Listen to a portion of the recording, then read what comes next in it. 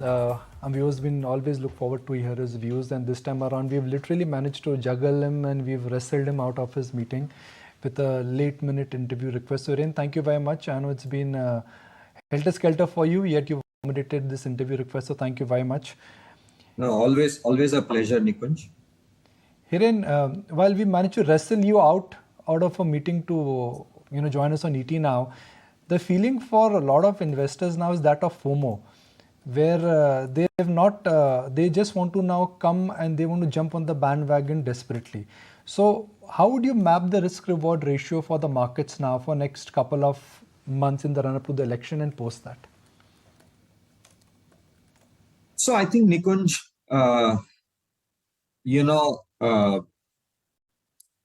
the thing is that we can see the FOMO effect in the IPOs, right? Because the kind of liquidity that is going into the IPOs tells you that there is so much of cash lying on the sidelines.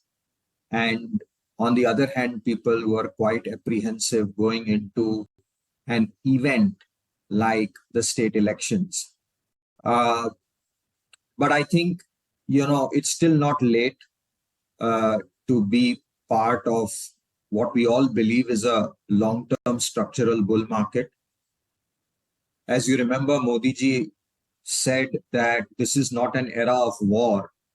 Just like that, this is not an era to be bearish on the Indian markets, right? This is an era to be bullish on India. So my sense is that there is still an opportunity. While the small and mid caps in general and the broader markets have done phenomenally well over the last 6-9 months, I think the large caps in general have lagged. And so I think investors want to participate. It's time, in my view, that elephants will dance. So I think there is still an opportunity in the large caps. Not to say that there is no opportunity in the small to mid caps, but I think in a bull market, there's always sector and market cap rotation. So my sense is that, at least in the run up to the elections, you may now see some of the larger cap stocks which have moved sideways should also start to participate in this bull run. Rarely do we see that the discount between large cap and small cap is so stark. It's always the other way around. Large cap, they move up and then small cap stocks, they catch up. Right now, the tail is wagging the dog. Now, India's market cap to GDP is already 4 trillion. And historically, when the market cap to GDP has gone above 1, that's always a red sign according to Warren Buffett market cap to GDP indicator. So my question is that market have already run up. And if large cap stocks now participated, won't we reach then what could be called as froth or a bubble level? So Nikunj, this is obviously a broad indicator.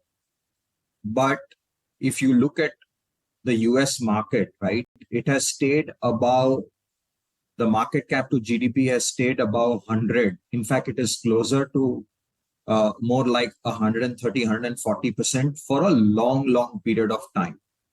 Right. So there is nothing to say that market should always be below, market cap to GDP should always be below 100. I think there will be times when the opportunity and the visibility of growth in India relative to other markets is significantly better. So I don't see a reason why our market cap to GDP cannot consistently remain above 100%.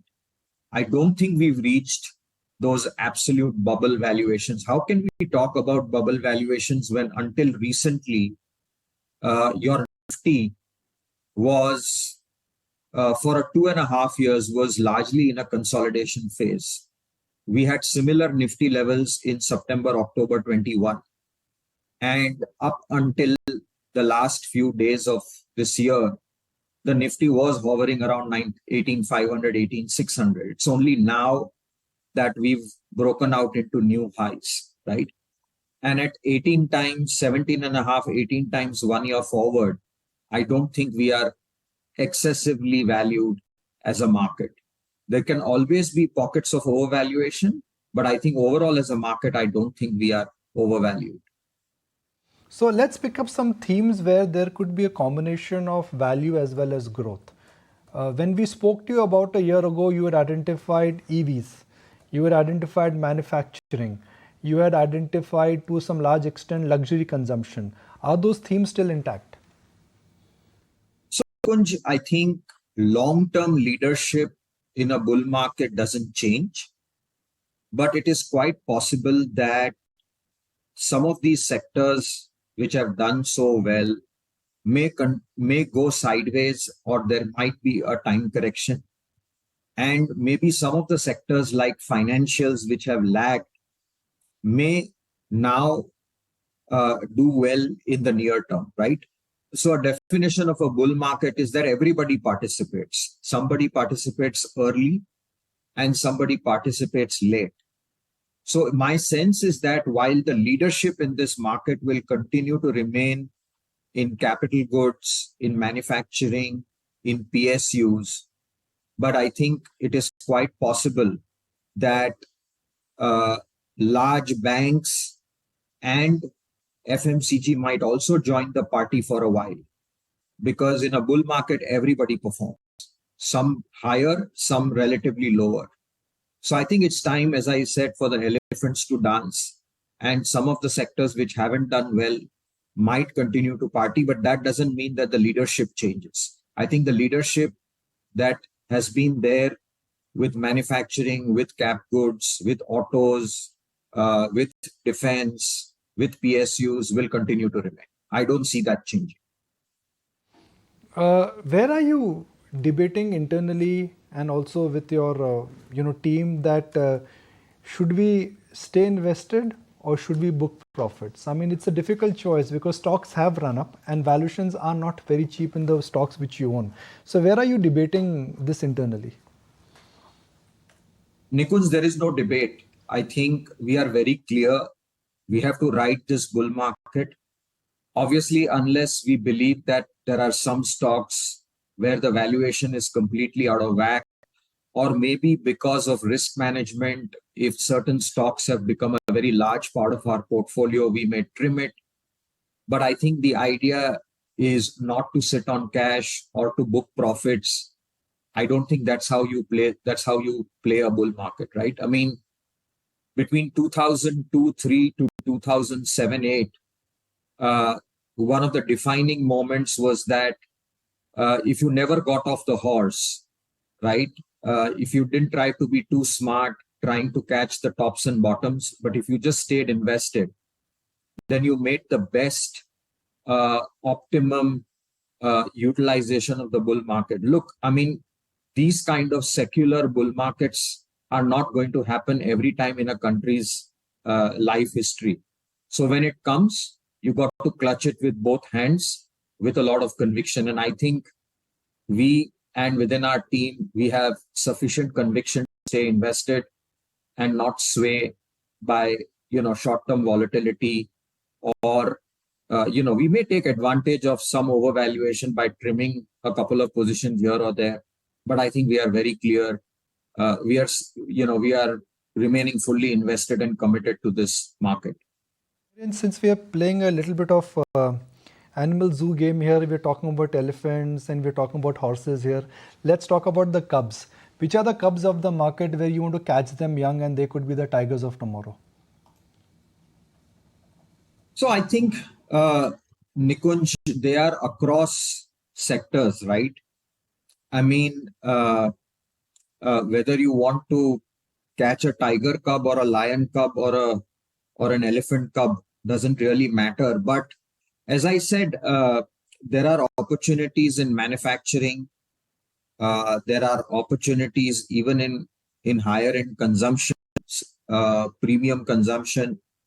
There is opportunity in all the sectors, right? So I think we are agnostic to where we see opportunities, but we have looked at opportunities in very specialized areas like tech, infrastructure, consumption, where these companies are still sub 10,000 crore market cap, and where we believe that many of them could be 4x, 5x over the next couple of years, right? So I don't have a specific sector bias, but I think the opportunity is large and wide.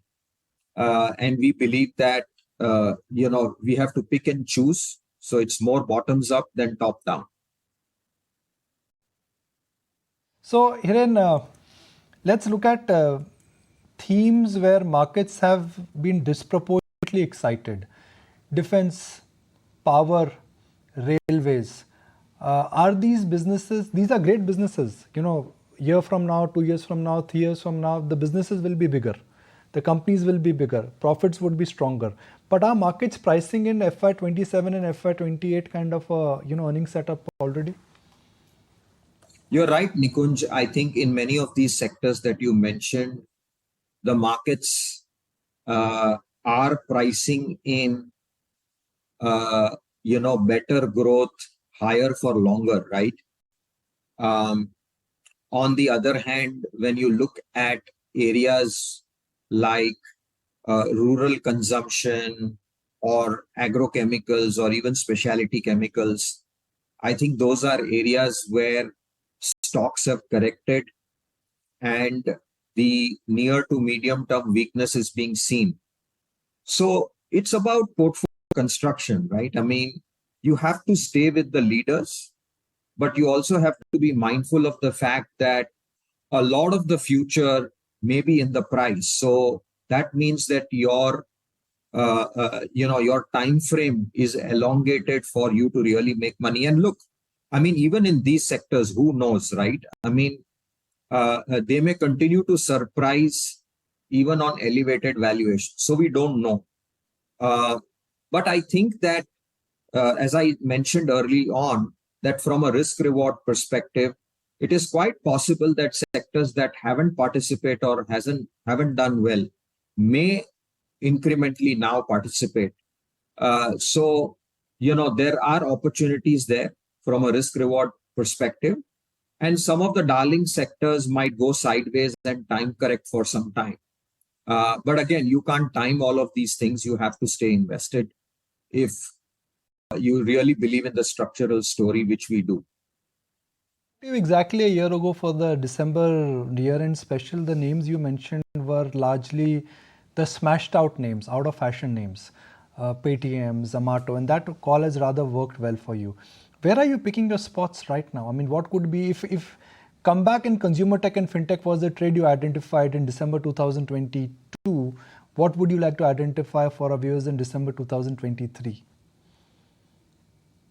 Nikunj, I'll come back closer to the end of the year. But, you mentioned about the internet names. I think last year was a great time to buy them.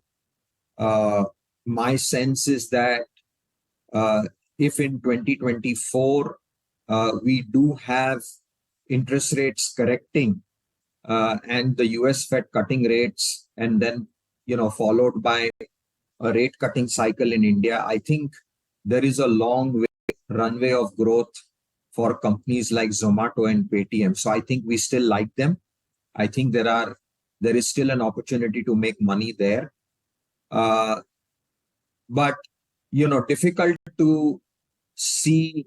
I would think that if you're a long-term investor right now, we are looking at, areas like, specific opportunities in agrochemicals, chemicals, pharma, and even a few select manufacturing companies that have still not run up that dramatically.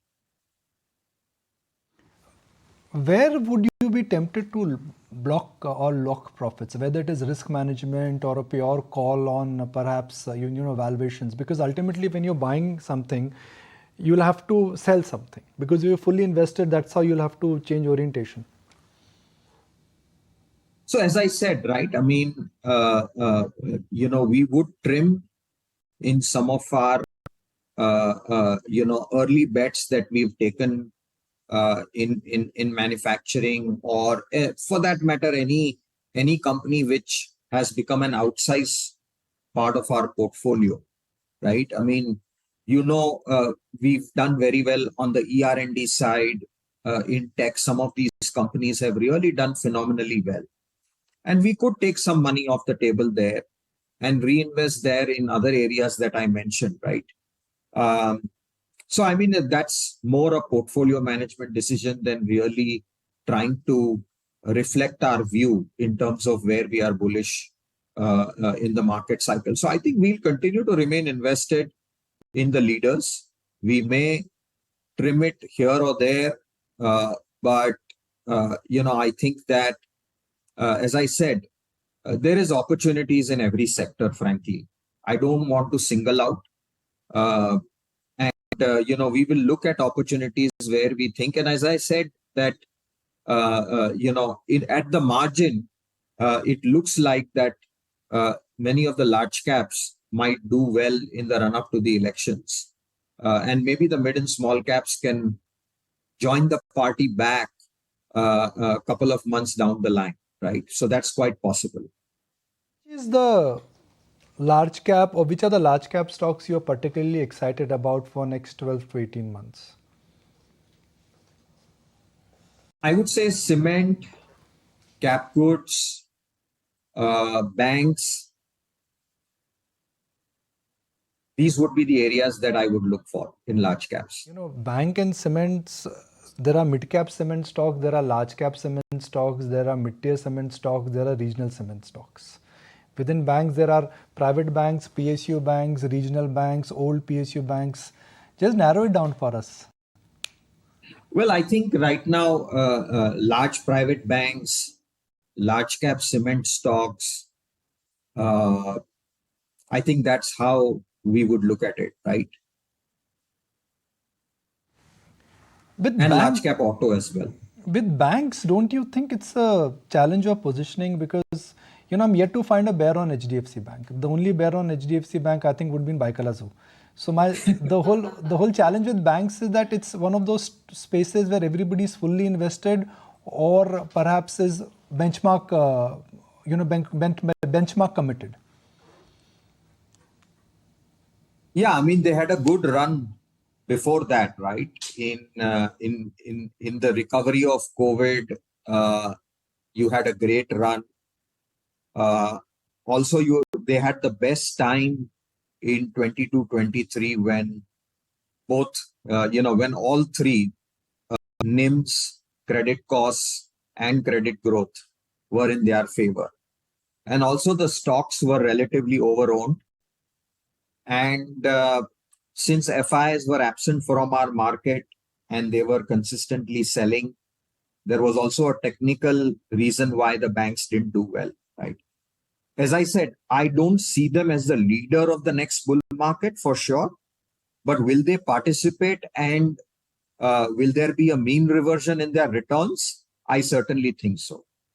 I think private financials, especially the lenders, were the leaders of the previous bull market.